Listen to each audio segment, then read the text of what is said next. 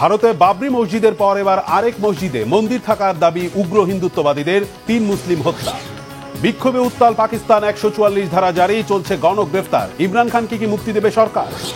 হিজবুল্লাহর শত শত ড্রোন ও মিসাইল হামলায় ক্ষতবিক্ষত ইসরায়েল, তেল আবিবে হামলার প্রস্তুতি ইরানের।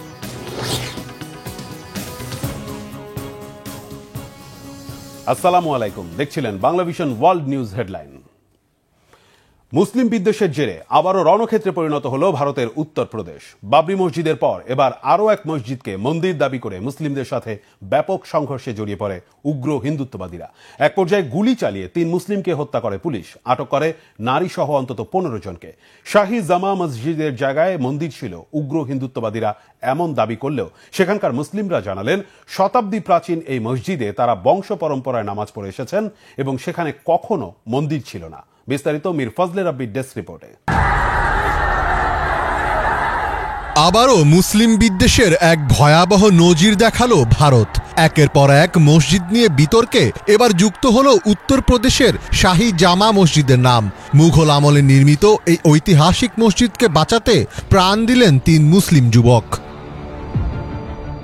উগ্র হিন্দুত্ববাদীদের দাবি ছিল, মসজিদটি যেখানে তৈরি করা হয়েছে সেখানে আগে একটি মন্দির ছিল। সত্যি সেখানে মন্দির আছে কিনা সেটি জানতে আদালতে পিটিশনও দায়ের করে তারা। এরপর আদালত মসজিদে জরিপ চালানোর নির্দেশ দিলে মাত্র 3 ঘন্টার মধ্যেই সেখানে পৌঁছে যায় জরিপকারী দল। জরিপ দলের সদস্যরা জয় শ্রীরাম স্লোগান দিয়ে মসজিদের দিকে আগাতে থাকে। এ সময় স্থানীয় হিন্দুত্ববাদী অনেক লোক তাদের সাথে একই স্লোগানে আগাতে থাকে। স্থানীয় মুসল্লিরা মসজিদের বিরুদ্ধে ষড়যন্ত্রের অভিযোগে জরিপ কাজে বাধা দিলে শুরু হয় তুমুল সংঘর্ষ। বিক্ষোভকারীদের দমাতে সর্বোচ্চ শক্তি প্রয়োগ শুরু করে পুলিশ। এ সময় পুলিশ গুলি চালিয়ে নাইম, বিলাল এবং নোমান নামের 3 মুসলিমকে হত্যা করে। পাশাপাশি নারীসহ আরও অন্তত 15 জনকে গ্রেফতার করে পুলিশ। তবে অবাক করা বিষয় হলো, এত কিছুর মাঝেও জরিপ কাজ বন্ধ করা হয়নি। আদালতের নির্দেশ অনুযায়ী মসজিদটির বিভিন্ন জায়গার ছবি ও ভিডিও ধারণ করে নিয়ে যায় জরিপকারী দল। যেসব হিন্দুত্ববাদী আদালতে পিটিশন দায়ের করেছে তাদের দাবি, সাম্ভালের মুঘল আমলের জামে মসজিদটি তৈরির আগে সেখানে শ্রী হরিহর মন্দির ছিল। দেবতা কল্কিকে উৎসর্গ করে এটি তৈরি করা হয়েছিল। কিন্তু জামে মসজিদ কর্তৃপক্ষ এখন জোরপূর্বক মন্দিরের জায়গাটি মসজিদ হিসেবে ব্যবহার করছে। তারা আরও দাবি করেছে, সাম্ভাল হলো একটি ঐতিহাসিক স্থান যেটির সঙ্গে হিন্দু ধর্মগ্রন্থের গভীর সম্পর্ক রয়েছে। হিন্দু ধর্মের বিশ্বাস অনুযায়ী এখানে দেবতা কল্কির পুনরুত্থান ঘটবে। তবে সেখানকার স্থানীয় রাজনীতিবিদ এবং সমাজবাদী পার্টির এমপি জিয়াউর রহমান এ দাবি অসত্য বলে জানিয়েছেন। তিনি বলেছেন, এই জামে মসজিদটি অনেক পুরনো। এছাড়া 1991 সালে আদালতের একটি রায়ের কথাও উল্লেখ করেছেন তিনি, যে রায়ে বলা হয়েছিল 1947 সালের আগে ধর্মীয় স্থাপনাগুলো যেমন ছিল তেমনই রাখতে হবে। এছাড়া সমাজবাদী পার্টির প্রধান অখিলেশ যাদব বিজেপির সমালোচনা করে বলেছেন, ক্ষমতাসীন দল, সরকার এবং প্রশাসন নির্বাচনী অনিয়ম থেকে নজর ঘোরাতে সহিংসতা চালিয়েছে। সমালোচকরা বলছেন, মূলত উত্তেজনা তৈরি করতেই মসজিদটিতে জরিপ চালানোর নির্দেশ দিয়েছে আদালত। নরেন্দ্র মোদীর বিজেপি সরকার ইচ্ছাকৃতভাবে সেখানে উত্তেজনা তৈরি করেছে। তারা মূলত সেখানে রাজনৈতিক ফায়দা আদায় করে নিতে এ কাজ করেছে।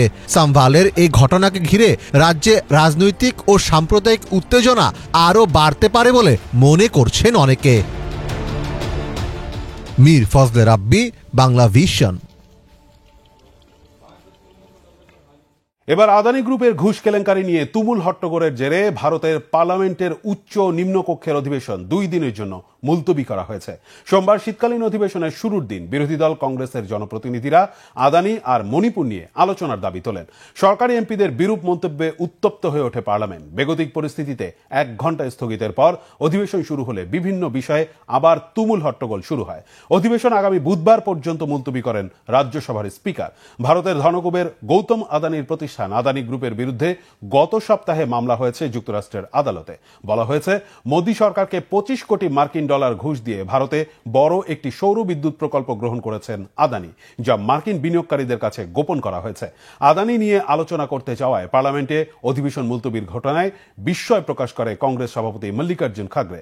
এদিকে সোমবার পার্লামেন্ট ভবনের বাইরে জাতির উদ্দেশ্যে ভাষণে বরাবরের মতোই বিরোধী দল কংগ্রেসের প্রতি কটাক্ষ করেছেন প্রধানমন্ত্রী নরেন্দ্র মোদী। বলেছেন, হাঙ্গামা আর গুন্ডামি করলে পার্লামেন্টে বিশৃঙ্খল পরিস্থিতি তৈরি করেছেন কংগ্রেস এমপিরা।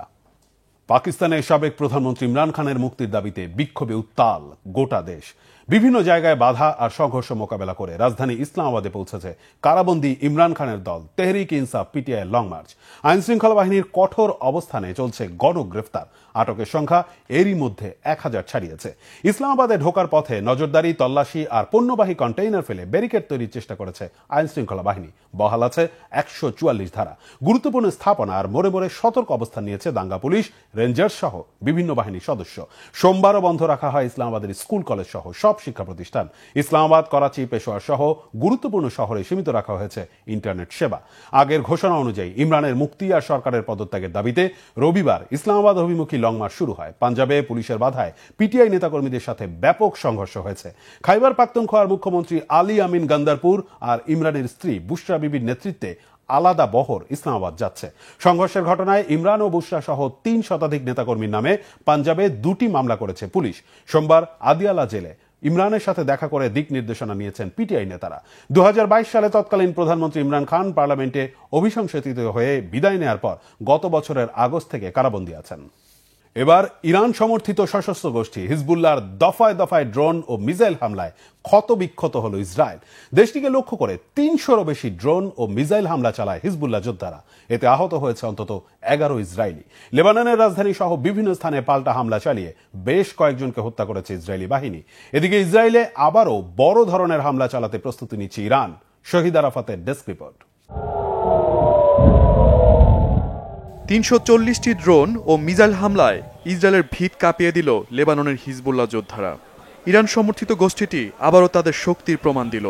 হিজবুল্লাহর হামলায় ইসরায়েলে অন্তত 11 জন গুরুতর আহত হয়েছে। ব্যাপক ক্ষতির সম্মুখীন হয়েছে ইসরায়েলের মালন ও মেতুলা শহরের ঘরবাড়ি। তবে এসব হামলা প্রতিহত করার দাবি করেছে ইসরায়েলি সেনারা। নেতানিয়াহু বাহিনীর দাবি, আকাশ প্রতিরক্ষা ব্যবস্থার মাধ্যমে বেশ কিছু মিসাইল ভূপাতিত করেছে। পাল্টা লেবাননের রাজধানী বৈরুত সহ বিভিন্ন স্থানে হামলা অব্যাহত রেখেছে ইসরায়েলি বাহিনী।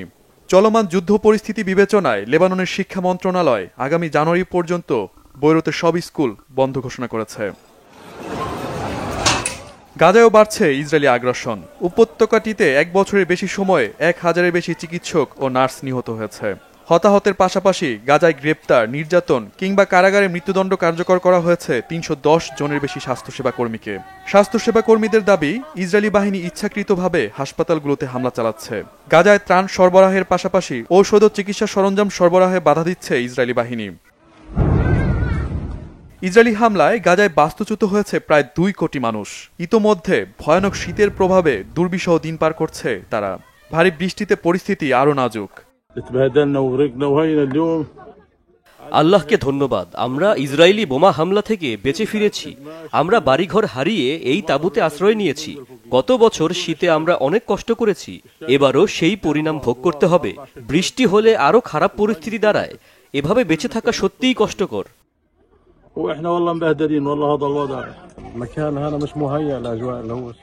এই জায়গাটি শীতে বসবাসের জন্য উপযুক্ত নয়।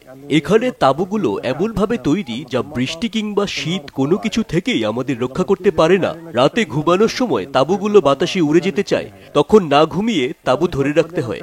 বাচ্চাদের সুরক্ষায় আমরা এভাবেই রাত কাটাই। এরই মধ্যে ইসরায়েলে হামলা চালানোর প্রস্তুতি নিচ্ছে ইরান। রবিবার ইরানের সর্বোচ্চ নেতা আয়াতুল্লাহ আলী খামিনির জ্যেষ্ঠ উপদেষ্টা আলী লারিজানি এ কথা বলেন। গত 26 অক্টোবর ইরানে হামলা চালায় ইসরায়েল। তখন থেকেই প্রতিশোধের আগুনে জ্বলছে Tehran. Shahid Arafat, Bangla vision news desk. ফ্রান্সের বাংলাদেশ দূতাবাসে ই পাসপোর্ট কার্যক্রমের উদ্বোধন করা হয়েছে। এ নিয়ে উচ্ছ্বসিত দেশটিতে থাকা বাংলাদেশিরা। এই সেবার ফলে আগামীতে পাসপোর্ট নিয়ে কম ভোগান্তি পোহাতে হবে বলছেন প্রবাসীরা। দূতাবাস জানিয়েছে, ই পাসপোর্ট থাকলে বাংলাদেশের সঙ্গে ভিসা অব্যাহতি চুক্তি স্বাক্ষরে আগ্রহী হবে বিশ্বের বিভিন্ন দেশ। শুধু তাই নয়, বাংলাদেশের পাসপোর্টের মর্যাদা বৃদ্ধির ক্ষেত্রেও এটি ভূমিকা রাখবে। হিজল জুবায়ের ডেস্ক রিপোর্ট। দক্ষিণ এশিয়ার মধ্যে বাংলাদেশেই প্রথম ই পাসপোর্ট সেবা চালু হয়। বিশ্বের মোট ১১৮টি দেশে চালু আছে এ সেবা। ১১৯তম দেশ হিসেবে এই পাসপোর্ট নেটওয়ার্কে যুক্ত হয় বাংলাদেশ। বিভিন্ন দেশে বাংলাদেশের ই পাসপোর্ট সেবার মধ্যে এবারে যুক্ত হল ফ্রান্সও। এ নিয়ে মোট ৪৬টি দূতাবাস ও কনসুলেটে চালু হল দেশের ই পাসপোর্ট সেবা। ফ্রান্সে প্রবাসী বাংলাদেশিদের দীর্ঘদিনের দাবি ছিল ই পাসপোর্ট সেবা। সেই দাবির পরিপ্রেক্ষিতে অবশেষে ই পাসপোর্ট সেবার আনুষ্ঠানিক উদ্বোধন করেছে ফ্রান্সের বাংলাদেশ দূতাবাস। ফ্রান্সে বাংলাদেশের রাষ্ট্রদূত খন্দকার এম তালহা এর উদ্বোধন করেন। এতে বিশেষ অতিথি হিসেবে উপস্থিত ছিলেন ই পাসপোর্ট ও স্বয়ংক্রিয় বর্ডার নিয়ন্ত্রণ ও ব্যবস্থা প্রকল্পের পরিচালক ব্রিগেডিয়ার জেনারেল মোহাম্মদ নুরুস সালাম। দূতালয় প্রধান ওয়ালিদ বিন কাশেম পুরো অনুষ্ঠান পরিচালনা করেন। এতে প্রবাসী অনেক বাংলাদেশি ও কমিউনিটি নেতারাও উপস্থিত ছিলেন। রাষ্ট্রদূত জানান, ফ্রান্সের এই দূতাবাস প্রবাসীদের সেবা দেওয়ার ব্যাপারে বদ্ধপরিকর। ই পাসপোর্টের জন্য প্রথম দিকে স্বল্প সংখ্যক আবেদন গ্রহণ করা হলেও পরবর্তী সময়ে জনবল বৃদ্ধির মাধ্যমে এই সেবার পরিসর বাড়ানো হবে। কাজ করতে করতে আমরা আসলে কি কি প্রতিবন্ধকতা আছে, কি কি সমস্যা আছে, সেই সমস্যাগুলো সম্পর্কে আমরা আরো ভালোভাবে জানবো এবং তখন সেই সমস্যাগুলো কিভাবে সমাধান করা যায় সে বিষয়ে আমরা উদ্যোগ নেব। দীর্ঘদিনের এই দাবি পূরণ হওয়ায় উচ্ছ্বসিত ফ্রান্সে বসবাসরত বাংলাদেশিরা। আজকে ই পাসপোর্টের উদ্বোধন ছিল। আমাদের দীর্ঘদিনের দাবি ছিল ই পাসপোর্ট কার্যক্রম এখানে শুরু করা। ইউরোপের অন্যান্য দেশে দীর্ঘদিন থেকে থাকলেও এখানে আমাদের দীর্ঘদিনের দাবি ছিল। অবশেষে আজকে আমরা আমাদের কাঙ্ক্ষিত দিনের দেখা পেয়েছি। আমরা আজকে বাংলাদেশ দূতাবাস প্যারিসকে ধন্যবাদ জানাতে চাই এবং সেই সাথে বাংলাদেশ সরকারকে আন্তরিকভাবে ধন্যবাদ জানাতে চাই। উদ্বোধনী অনুষ্ঠানে ই পাসপোর্টের জন্য আবেদন করেন 2 প্রবাসী বাংলাদেশি। দ্রুততার সাথে সেবা পাওয়ায় আনন্দিত এই আবেদনকারী। আনন্দদায়ক অবশ্যই। আমরা অনেকদিন ধরে প্রবাসী যারা আছে এখানে অপেক্ষা করছিলাম এটার জন্য। তা আজকে 15 মিনিটস আর 20 মিনিটসের মধ্যে কাজটা শেষ হয়ে গেছে খুব দ্রুত। এটা সত্যি আনন্দদায়ক এবং এই আনন্দদায়ক আমাদের সকল প্রবাসী সবার জন্য। দ্বিতীয় আবেদনকারী ছিলেন মোহাম্মদ মোস্তাক। ফ্রান্সে বসে ই পাসপোর্ট সেবা প্রবাসীদের অনেক জটিলতা কমাবে বলে জানান তিনি। আশা করি বাংলাদেশি কমিউনিটির বাংলাদেশি প্রবাসী ফ্রান্সে যারা আছেন সবাই দ্রুত গতিতে ই পাসপোর্ট আপনারা এসে জমা দিতে পারবেন। ই পাসপোর্ট চালুর ফলে ফ্রান্সে বসবাসরত প্রবাসী বাংলাদেশিদের জন্য ইমিগ্রেশন ও পাসপোর্ট সংক্রান্ত প্রক্রিয়া আগের চেয়ে সহজ ও নিরাপদ হবে। এছাড়া এতে করে বাংলাদেশের সঙ্গে ভিসা অব্যাহতি চুক্তি স্বাক্ষরে আগ্রহী হবে বিশ্বের বিভিন্ন দেশ। সার্বিকভাবে বৃদ্ধি পাবে বাংলাদেশের পাসপোর্টের মর্যাদা। আগামীতে জাতীয় পরিচয়পত্র দেওয়ার ক্ষেত্রেও দূতাবাস উদ্যোগ নেবে, এটাই প্রত্যাশা প্রবাসীদের। News desk, Banglavision. এই ছিল আজকের মতো। সাথে থাকায় ধন্যবাদ।